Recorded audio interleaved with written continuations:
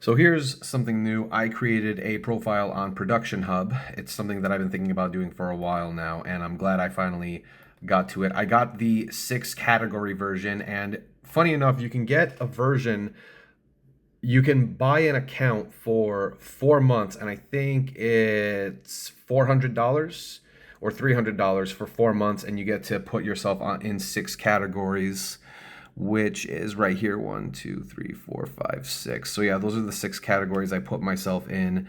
And I took some time to just work this out, make sure that I put the content I need for it and some photos and whatnot. But yeah, I've been wanting to make a Production Hub account for a while now, so I'm happy that I was finally able to get one set up, and I'm excited to see what I can get out of it. So I'll keep you guys in the loop about that. So last year I had an unexpected expense that cost me $1,400, and it was this guy. It is my Sony a7S III. It started freezing on me throughout any sort of recording, whether I was filming a speech or I was filming a podcast, and that's not something you want to happen to your main camera or any camera that you have. That's not something you want to happen to a tool that you use for work. I tried only using genuine Sony batteries. I tried filming on different codecs. I tried filming at only 1080. I tried pretty much everything, and it was still freezing. And so I decided that it just needs to be sent in, and I waited about a month or so to get it back. So for that whole month, I had to just rent an additional camera if I needed at least 2 cameras for a project. And it turned out that they had to replace the entire motherboard, and that cost me a grand total of $1,400, not counting the shipping. The shipping was an additional $150 or $170 because of the insurance I put on the shipping. So it did actually end up costing me over $1,500 to get my camera repaired. So that was not a fun expense to have, but I'm glad to have my camera back, and I'm glad that it is working normally. It brings a lot of peace of mind. This is vlogging right here. I moved the camera. Whoops. Towards the end of the year, I had one final project for 2025 that had me flying out to Northern California to Santa Rosa to film a series of interviews and testimonials. And so it was a 2-day shoot. Day 1 was dedicated to testimonials and interviews, and day 2 was dedicated to filming a bunch of exercises that the program supplies for you and some B-roll. I'm quite happy with the gear I have. I've been building my gear list since 2020, and I've gotten to a point where I don't feel that I have to get anything new. And if I do have a project that requires something I don't have, let's say like a 70 to 200 mil lens, I can hop on ShareGrid and I can just rent it for that project. And more specifically, when I talk about gear, I talk about new cameras, new lenses, the really expensive stuff that a lot of beginning filmmakers, a lot of beginning video professionals believe that if they just get this one camera, or if they get this one lens, their work is going to explode. They're going to become so much better.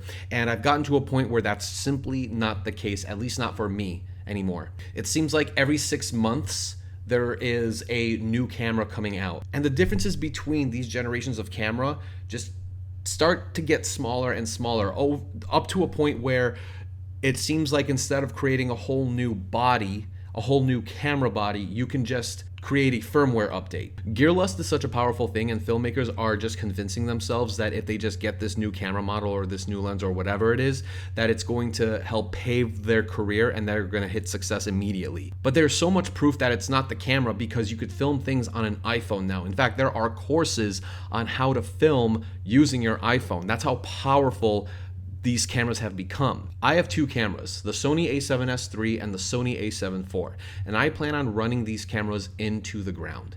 I don't see any benefit on changing up my workflow or changing my cameras and getting either Canon or Blackmagic or going completely crazy and getting something like a Red or an Ari. I don't see any benefit for that, at least not in my line of work. If you were to talk to me 5 years ago or something, I would have totally been down to get that a7 IV, that new Sony camera that's out now.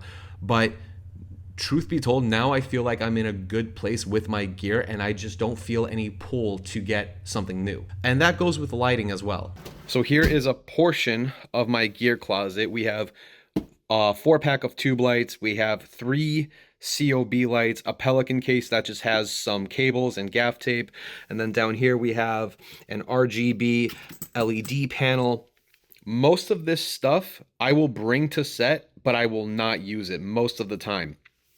In fact, the majority of the projects I have, I use these lights, which is it's just two small bicolored COB lights that take up 90% of my work, and occasionally I will use my tube lights as either a fill light or background lights or something. But again, most of this stuff, even though I have it and I'll bring it, I almost never use it. When it comes to lighting or just any of my gear in general, I find myself aiming more for convenience and speed rather than having cool, flashy gear that may make me look better in front of a client or something. When I first started out, I was thinking that these giant, elaborate lighting setups are what it takes to look professional, be professional, to create that cinematic look, whatever you want to call it. But nowadays, I will mostly have maybe two lights. Most of the time I'm using one, but sometimes I will end up using like two lights, or I will go for the 3-point lighting setup.